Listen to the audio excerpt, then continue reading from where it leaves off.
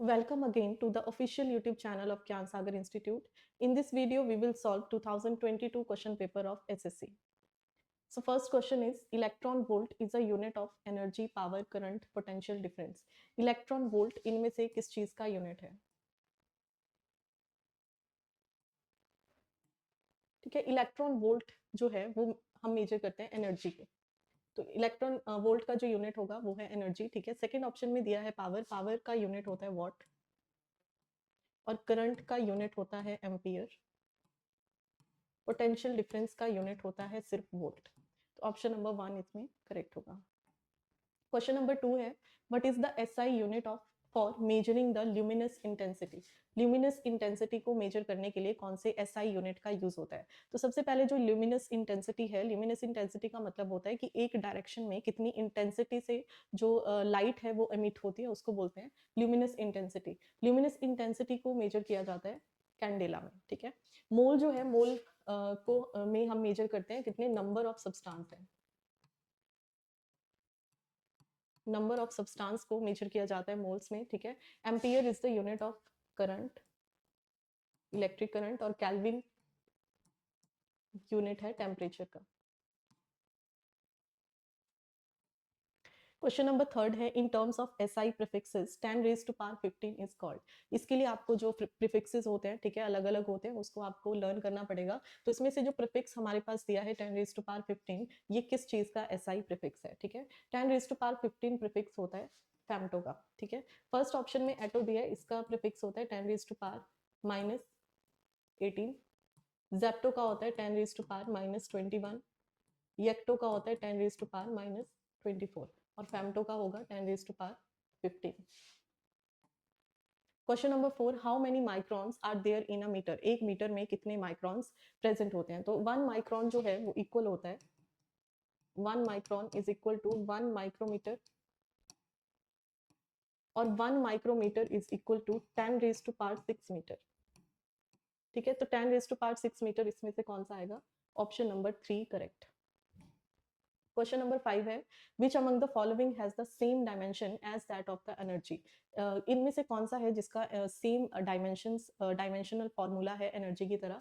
तो सबसे पहले आपको एनर्जी का डायमेंशंस पता होने चाहिए। ठीक है, एनर्जी क्या होता है? Force into distance. ठीक है, force into distance is the energy. इनमें से जो फर्स्ट ऑप्शन में दिया है टॉर्क, टॉर्क भी सेम होता है फोर्स इनटू डिस्टेंस। तो यहाँ पे जो सेम डायमेंशन है एनर्जी की तरह वो होगा टॉर्क का। ठीक है, सेकंड ऑप्शन में है लीनियर मोमेंटम। लीनियर मोमेंटम आपको पता है मास इनटू वेलोसिटी होता है, मास इनटू वेलोसिटी। थर्ड है moment of inertia. Moment of inertia होता है mass into radius square. Last है एंगुलर मोमेंटम। एंगुलर मोमेंटम होता है moment of inertia into angular velocity,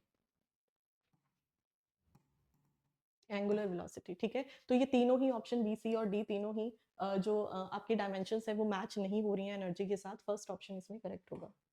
question number 6 है, which of the following has the same dimension as that of the linear momentum. इनमें से कौन सा है जिसकी डायमेंशन सेम होगी लीनियर मोमेंटम की तरह? तो लीनियर मोमेंटम हमने पिछले क्वेश्चन में भी पढ़ा, क्या होता है? मास इनटू वेलोसिटी,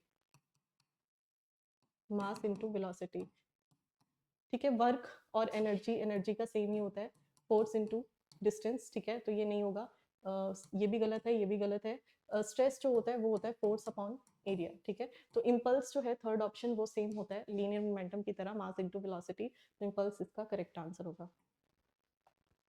क्वेश्चन नंबर 7 है, all the non zero vectors are called. जितने भी नॉन जीरो वेक्टर्स हैं उनको क्या बोला जाता है? इक्वल वेक्टर्स, को प्लेनर वेक्टर्स, प्रॉपर वेक्टर्स और को इनिशियल वेक्टर्स। तो जितने भी नॉन जीरो वेक्टर्स हैं उनको बोला जाता है प्रॉपर वेक्टर्स। ठीक है, इक्वल वेक्टर्स का मतलब होता है जिसमें दोनों चीजें प्रेजेंट होती हैं, मैग्नीट्यूड भी होगा एंड डायरेक्शन भी होगा, बोथ मैग्नीट्यूड एंड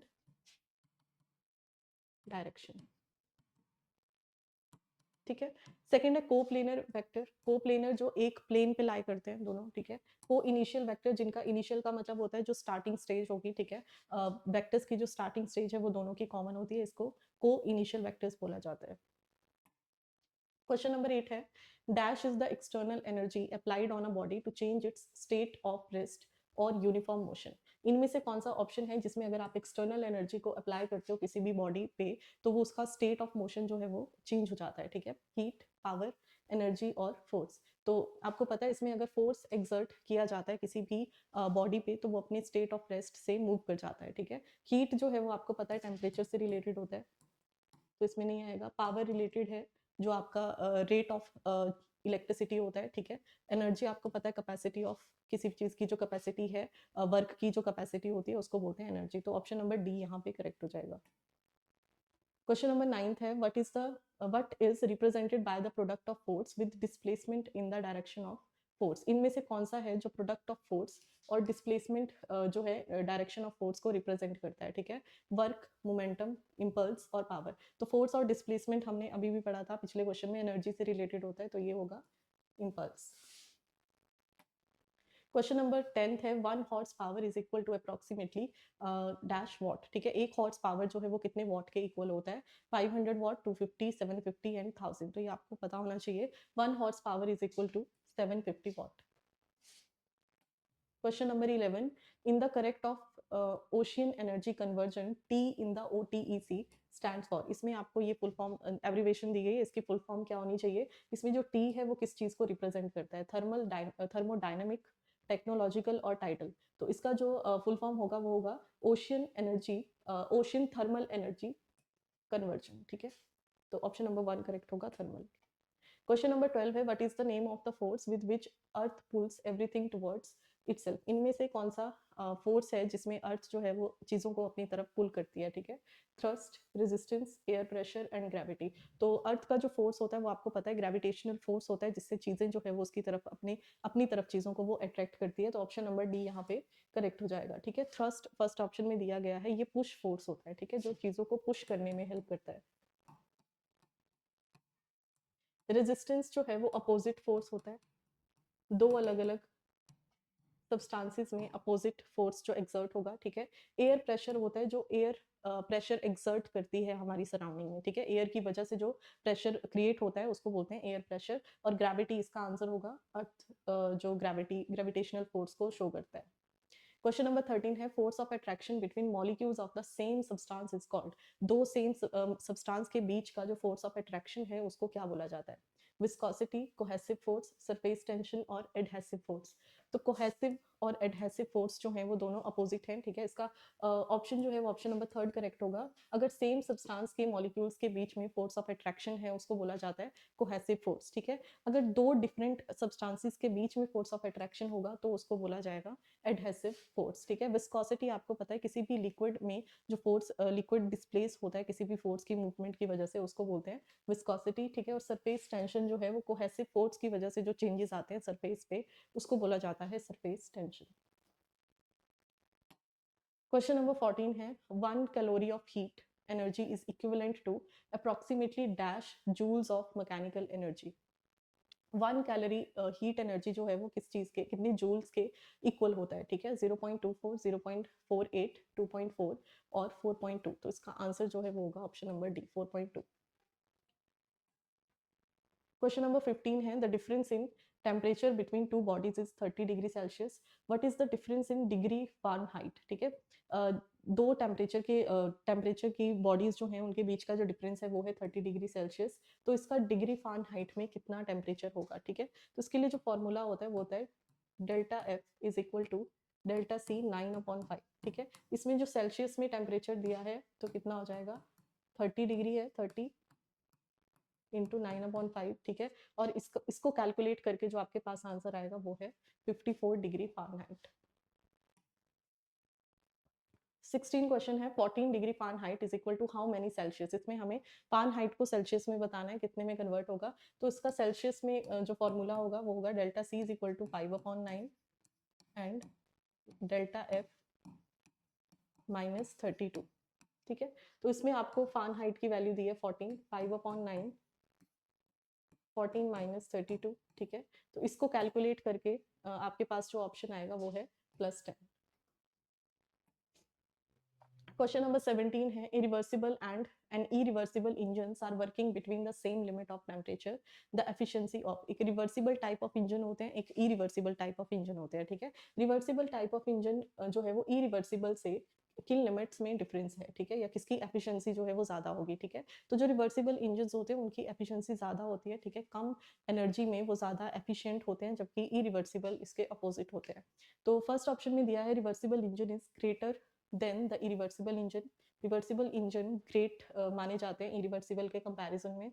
सेकंड है टू इंजन आर इक्वल, दोनों इंजन जो है वो इक्वल होते हैं, इक्वल नहीं होते, मैंने फर्स्ट में ही आपको बताया।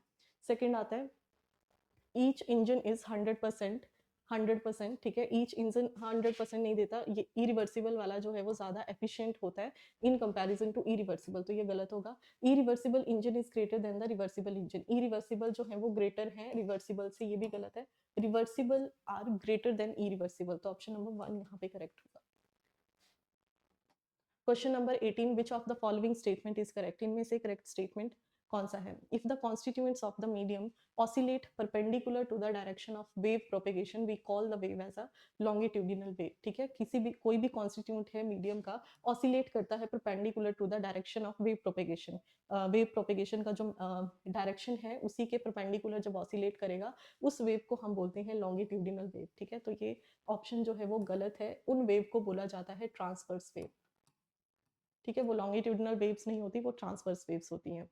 सेकंड है if the constituent of the medium oscillate along the direction of the wave, ठीक है, यहाँ पे परपेंडिकुलर था, अगर वो along the direction of wave जाएगा तो उनको बोला जाता है ट्रांसवर्स वेव, ये भी गलत है, उनको ट्रांसवर्स नहीं बोला जाता, उनको लॉन्गिट्यूडिनल वेव बोला जाता है। थर्ड है frequency of a wave is the number of oscillation of each constituent particle in the vibrating medium पर मिनट। फ्रीक्वेंसी जो है वेव की वो नंबर ऑफ ऑसिलेशन जितने भी पार्टिकल्स हैं वाइब्रेट करते हैं पर मिनट में उसको बोला जाता है, लेकिन पर मिनट यहाँ पे नहीं होगा, पर सेकेंड में देखा जाता है, तो ये वाला भी गलत स्टेटमेंट है, ठीक है। लास्ट ये the minimum distance between two point in a wave having the same phase at a particular instant of time is called the wavelength, ठीक है, ऑप्शन नंबर डी यहाँ पे करेक्ट होगा। जो मिनिमम डिस्टेंस होता है दो पॉइंट्स के बीच में जिनमें सेम फेज है पर्टिकुलर इंस्टेंट ऑफ टाइम, एक टाइम के अकॉर्डिंग, ठीक है, उसको क्या बोला जाता है, वेवलेंथ, तो ऑप्शन नंबर डी यहाँ पे करेक्ट होगा। क्वेश्चन नंबर 19 है for a wave wavelength divided by the time period is equal to, एक वेव के लिए जो वेवलेंथ डिवाइड किया जाता है टाइम पीरियड के अकॉर्डिंग उसको क्या बोला जाता है, ठीक है। तो इसके लिए जो टर्म यूज होता है वो है फेज डिफरेंस, ठीक है, दो वेव के बीच में कितना टाइम पीरियड है जिसमें उसको डिवाइड किया जा रहा है उसको बोलेंगे phase difference. Question number 20 vibration of which among the following produces only odd harmonics, इनमें से कौन सा है जो वाइब्रेशन जो है वो ऑड हार्मोनिक्स को ही प्रोड्यूस करेगा। Vibrating rod fixed at 2 points, अगर वो 2 पॉइंट से फिक्स है तो वो ऑड हार्मोनिक्स को प्रोड्यूस नहीं कर सकता है, ठीक है। Vibrating string fixed at 2 ends, दोनों एंड से फिक्स्ड है, ये भी नहीं होगा। An air column in a closed organ pipe, एक एयर कॉलम प्रेजेंट है, जगह खाली है, एक क्लोज्ड ऑर्गन पाइप में, ये प्रोड्यूस करेगा ऑड हार्मोनिक्स को, ठीक है। An air column is an open organ pipe, open organ pipe में भी साउंड प्रोड्यूस नहीं होगा। क्वेश्चन नंबर 21 है what is the approximate speed of sound in distilled water at 25 degree Celsius 75 degree Fahrenheit, ठीक है। साउंड की speed एक distilled water में कितनी होती है तो उसकी वैल्यू आपको पता होनी चाहिए, ये है 1498 मीटर पर सेकेंड। क्वेश्चन नंबर 22 है the phenomena of deviation of light rays from their original path when they pass from one medium to another is called, जब लाइट रेज जो है वो फॉल करती हैं किसी सरफेस पे लेकिन वो एंटर कर जाती हैं किसी दूसरे मीडियम में, उसको क्या बोला जाता है, ठीक है। रिफ्लेक्शन, रिफ्रैक्शन, ऑब्स्ट्रक्शन और डिफ्रैक्शन। तो फर्स्ट ऑप्शन में यहाँ पे दिया गया है रिफ्लेक्शन। रिफ्लेक्शन का मतलब होता है कोई भी लाइट रे किसी सरफेस के ऊपर, स्मूथ सरफेस के ऊपर जब फॉल करती है तो वो रिफ्लेक्ट बैक हो जाती है, ठीक है। सेकंड आता है रिफ्रैक्शन। रिफ्रैक्शन इसका आंसर होगा क्योंकि इसमें क्या होता है कि आपका जो लाइट रे है वो एक पाथ से या एक मीडियम से दूसरे मीडियम में एंटर कर जाता है, उस प्रोसेस को हम बोलते हैं रिफ्रैक्शन। थर्ड आता है ऑब्स्ट्रक्शन। ऑब्स्ट्रक्शन होता है किसी भी लाइट के पाथ में कोई भी चीज, रुकावट वाली चीज, उसमें रोकने की जो चीजें हैं पैदा होती हैं उसको बोलते हैं ऑब्स्ट्रक्शन। डायफ्रैक्शन का मतलब होता है reflection of light at the edges of the substance, ठीक है, किसी एज से अगर लाइट जो है वो रिफ्लेक्ट हो रही है वो है, उसके लिए टर्म यूज होता है डिफ्रैक्शन, ठीक है। तो ऑप्शन नंबर यहाँ पे सेकंड करेक्ट होगा। क्वेश्चन नंबर 23 है total internal reflection can not take place when light goes from total internal reflection इनमें से कौन सा है जिसमें नहीं हो सकता है, ठीक है। तो सबसे पहले जो टोटल इंटरनल रिफ्लेक्शन है वो क्या होता है? टोटल इंटरनल रिफ्लेक्शन का मतलब होता है इसमें जो लाइट है वो कौन से मीडियम से जाता है, रेयरर टू डेंसर मीडियम में एंटर करता है, ठीक है। Sorry, denser to rarer medium act करेगा।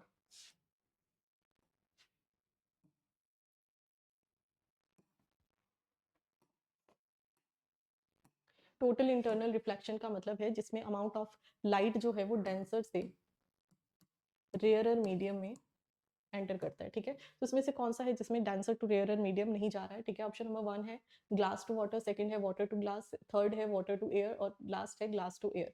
तो ऑप्शन नंबर बी यहाँ पे करेक्ट होगा, मतलब इसमें टोटल इंटरनल रिफ्लेक्शन आप नहीं देख सकते हो क्योंकि वाटर जो है वो रेयरर मीडियम है, glass is a denser medium. तो यहाँ पे जो मूवमेंट होगा वो कैसे होता है, डेंसर टू रेयरर होता है। इसमें ग्लास डेंसर है, ये रेयरर है, डेंसर टू रेयरर है, डेंसर टू रेयरर है, ठीक है। लेकिन सेकंड ऑप्शन में रेयर टू डेंसर है, इसलिए सेकंड नंबर ऑप्शन करेक्ट होगा।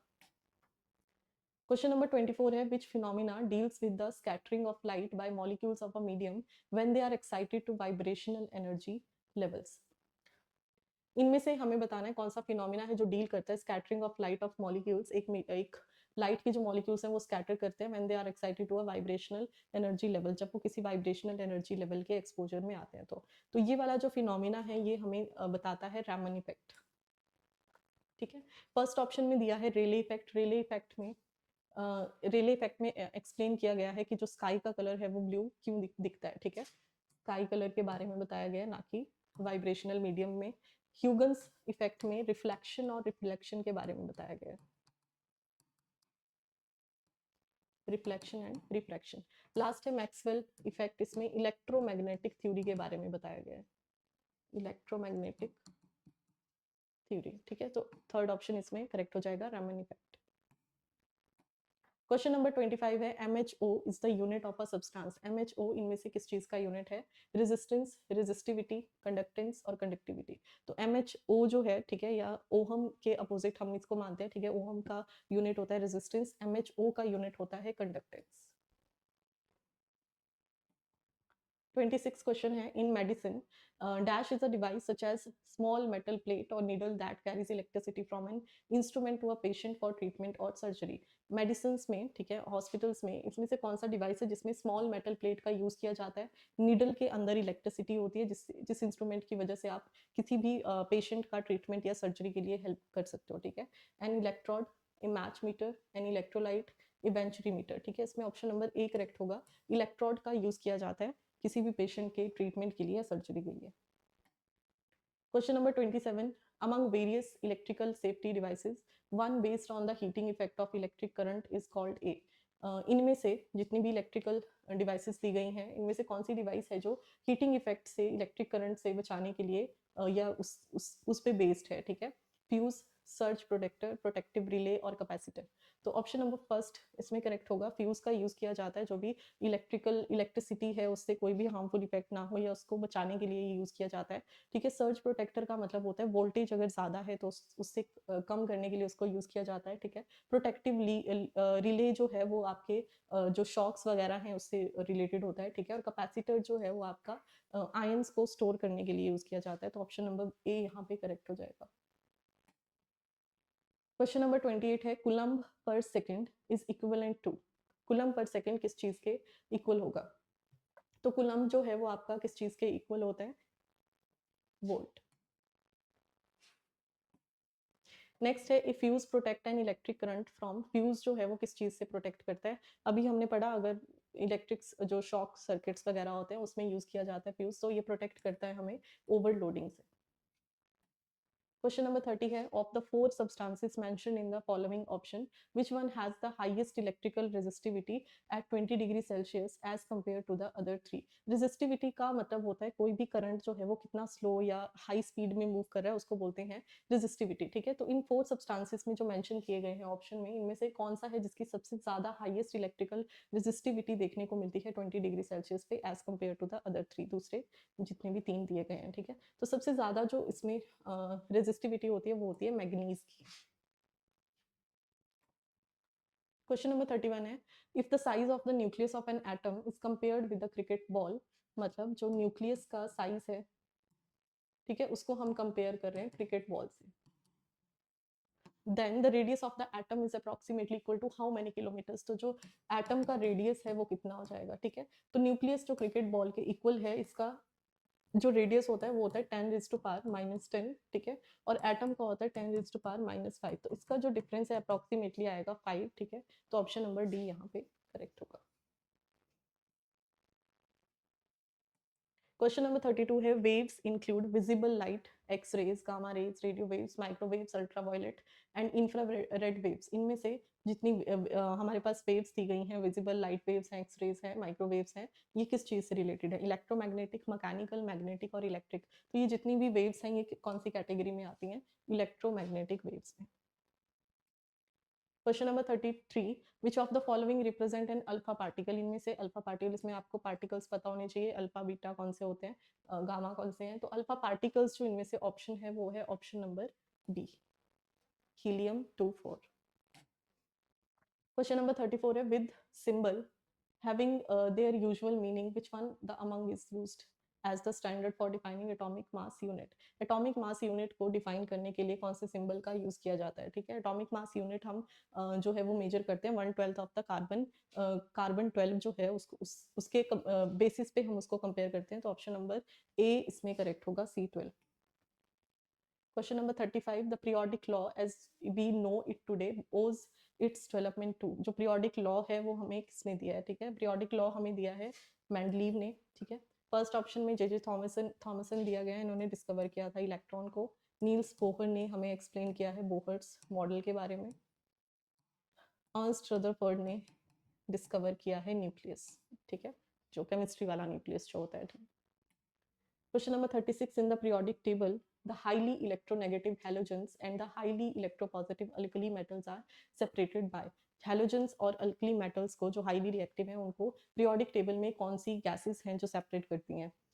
noble gases, alkaline earth metal, rare earth metal और noble metals। तो इसमें जो separate करते हैं कौन से होते हैं? नोबल गैसेस, ठीक है। नोबल गैसेस जो है वो हाईली इलेक्ट्रोनेगेटिव हैलोजेंस और अल्कली मेटल्स को सेपरेट करने में हेल्प करती है। Question number 37, which of the following element is the densest naturally occurring planet? इनमें से सबसे ज्यादा डेंसिटी कौन से एलिमेंट की है, ठीक है। पैलेडियम, इरिडियम, र्यूथेनियम और ऑस्मियम। तो ऑप्शन नंबर डी यहाँ पे करेक्ट होगा, ऑस्मियम की इनके कंपैरिजन में सबसे ज्यादा डेंसिटी होती है। What is the atomic number of the element einsteinium? Einsteinium की का एटॉमिक नंबर कितना होता है? तो आइंस्टीनियम का जो एटॉमिक नंबर है वो होगा ऑप्शन नंबर सी, ठीक है। ऑप्शन नंबर सी इसका इसके लिए आपको सब पूरा पीरियोडिक टेबल जो है वो लर्न होना चाहिए, उसके एटॉमिक नंबर, तभी आप इसका पता लगा सकते हो, ठीक है। तो आइंस्टीनियम का जो एटॉमिक नंबर है वो है 99। Question number 39, the horizontal rows in the modern periodic table are called. Modern periodic table में जो हॉरिजॉन्टल रोज हैं उनको क्या बोला जाता है? पीरियड्स, फैमिलीज, ग्रुप्स और क्लस्टर्स। तो उनको बोला जाता है periods. Question number 40, which of the following element salt are most soluble? इनमें से कौन सा एलिमेंट है जिसमें सॉल्ट्स जो हैं वो सबसे ज़्यादा सॉल्युबल होते हैं, ठीक है। तो सॉल्ट की जो सॉल्युबिलिटी है वो इंक्रीज होती है फ्रॉम जब आप मूव करते हो टॉप टू बॉटम, ठीक है, या move from top to bottom, तब उसकी सॉल्युबिलिटी जो है वो इंक्रीज हो जाती है, ठीक है। तो इसमें सबसे ज़्यादा जो सॉल्युबिलिटी होगी या सॉल्ट जो है वो मोस्ट सॉल्युबल होगा कौन से एलिमेंट में होता है? पोटाशियम में। Question number 41, 30 degree Celsius is equal to dash kelvin. इसमें आपको कन्वर्जन पता होने चाहिए, सेल्सियस को कैल्विन में किस तरीके से कन्वर्ट किया जाता है, ठीक है। तो कैल्विन को 30 डिग्री सेल्सियस जो है वो कितने कैल्विन के इक्वल होगा, ठीक है। इसमें क्या होगा आपका डिग्री सेल्सियस प्लस 273, ठीक है। सेल्सियस आपके पास दिया गया है 30 प्लस 273, तो आपके पास कैल्विन इसको कैलकुलेट करके आ जाएगा 303 kelvin. Question number 42, which one of the following element is mono atomic unit? इनमें से कौन सा एलिमेंट है जिसमें मोनो एटॉमिक यूनिट देखने को मिलता है, ठीक है। मोनो एटॉमिक का मतलब होता है जिसमें एक सिंगल एटम प्रेजेंट है, ठीक है, मोनो एटॉमिक यूनिट, ठीक है, लास्ट वाली शेल में। तो मोनो एटॉमिक जो इसमें है वो होगा गोल्ड, ठीक है। सेकेंड ऑप्शन में दिया है सल्फर, सल्फर में प्रेजेंट होते हैं 6, ठीक है, तो ये पॉली एटॉमिक में आएगा। हाइड्रोजन में है H2, ये आएगा डाई एटॉमिक। फॉस्फोरस में है P4, ये भी आएगा पॉलीएटॉमिक में, ठीक है। तो इसमें जो मोनोएटॉमिक था वो है option number 1 gold. Question number 43, name the densest stable element known on earth. इनमें से सबसे ज्यादा डेंसेस्ट और सबसे स्टेबल एलिमेंट कौन सा है, ठीक है। तो अभी भी हमने क्वेश्चन सॉल्व किया था, ऑस्मियम जो है वो सबसे डेंसेस्ट है और स्टेबल भी है। Question number 44, which of the following acid is used in the purification of gold and silver. Gold और सिल्वर के प्योरिफिकेशन के लिए कौन से एसिड का यूज किया जाता है? Formic acid, nitric acid, malic acid and acetic acid. इसमें ऑप्शन नंबर बी करेक्ट होगा, nitric acid is used for purification of gold and silver. Question number 45, which is the symbol of tin. Tin का symbol इनमें से कौन सा है? तो tin का सबसे पहले जो लैटिन नेम है, पुराना जो नाम था वो है स्टैनम, ठीक है। स्टैनम के बेसिस पे इसका सिंबल रखा गया है SN, ठीक है। तो ऑप्शन नंबर डी यहाँ पे करेक्ट होगा, SN। टी जो है TI जो है ये है टाइटेनियम का symbol, SI is for silicon, TA for tantalum. Question number 46, topaz is a dash of fluorine and aluminium. Topaz fluorine और एल्यूमिनियम का क्या है, ठीक है। तो टोपाज और जो फ्लोरीन और एल्यूमिनियम है वो सल्फेट है टोपाज के, ठीक है। तो सल्फेट इसका ऑप्शन होगा। 47 का है, which of the following known as the alkaline earth metal. Alkaline earth metal इनमें से किन को बोला जाता है, ठीक है। तो अल्केलाइन अर्थ मेटल जो है वो ग्रुप 2 से बिलोंग करते हैं पीरियोडिक टेबल में, ठीक है। इसमें जो अल्केलाइन अर्थ मेटल में आएगा वो है ऑप्शन नंबर डी, ठीक है। Copper is a alkaline earth metal. ये तीन जो दिए गए हैं ये तीनों ही ट्रांजिशन मेटल्स हैं, ट्रांजिशन मेटल्स, ठीक है। Cobalt, platinum and manganese are transition metals. इसमें से एक कॉपर है जो अल्केलाइन अर्थ मेटल है। 48 क्वेश्चन है, silver article become black after their exposure to air because they react with dash in the air. Silver articles जो है वो ब्लैक हो जाते हैं अगर वो एयर के एक्सपोजर में आते हैं, क्योंकि वो किस चीज से रिएक्ट करते हैं एयर में? Nitrogen, sulphur, hydrogen and carbon dioxide. इसका ऑप्शन नंबर बी करेक्ट होगा, सल्फर, ठीक है। सल्फर के एक्सपोजर में सिल्वर जो है वो किस कलर में कन्वर्ट हो जाता है? ब्लैक में। क्वेश्चन नंबर 49 है, solids are formed by the 3 dimensional arrangement of cation and anion bound by strong coulombic forces, metallic, covalent, ionic और मॉलिक्यूलर। सॉलिड्स जो है वो 3 डायमेंशनल अरेंजमेंट से बनते हैं जिसमें कैटायन भी है, पॉजिटिव नेगेटिव आयंस भी हैं, cation and anion, bounded by strong coulombic forces, और उसके अंदर बहुत ही स्ट्रॉन्ग जो है वो इलेक्ट्रोस्टैटिक फोर्सेस प्रेजेंट है, उन आयंस को बोला जाता है, ठीक है। अब यहाँ पे पॉजिटिव एंड नेगेटिव आयंस दे रखे हैं, तो ये कौन सा फोर्स होगा? आयनिक फोर्स, ठीक है। मेटालिक में क्या होता है, आपके प्रोटॉन्स प्रेजेंट होते हैं और डी लोकलाइज्ड इलेक्ट्रॉन्स प्रेजेंट होते हैं। कोवलेंट जो है वो 2 शेयरिंग ऑफ इलेक्ट्रॉन से बनता है, ठीक है। वो 2 मेटल के बीच में भी हो सकता है, 2 नॉन मेटल के बीच में भी हो सकता है। मॉलिक्यूलर फोर्सेस जो है वो इंटरसेलुलर फोर्सेस होती हैं जो लूज ऑफ इलेक्ट्रॉन से या स्पेसिस से बनती हैं, ठीक है। तो ऑप्शन नंबर सी यहाँ पे करेक्ट हो जाएगा। लास्ट क्वेश्चन है 50, which of the following has deuterium as one of its isotope. इनमें से ड्यूटेरियम किस चीज का आइसोटोप है? नाइट्रोजन, हाइड्रोजन, कार्बन और ऑक्सीजन। तो ड्यूटेरियम जो है वो आइसोटोप है हाइड्रोजन का, ठीक है। इसमें एक प्रोटॉन प्रेजेंट है, एक इसमें न्यूट्रॉन प्रेजेंट है, ठीक है। तो ऑप्शन नंबर बी यहाँ पे करेक्ट हो जाएगा, ठीक है। Thank you so much.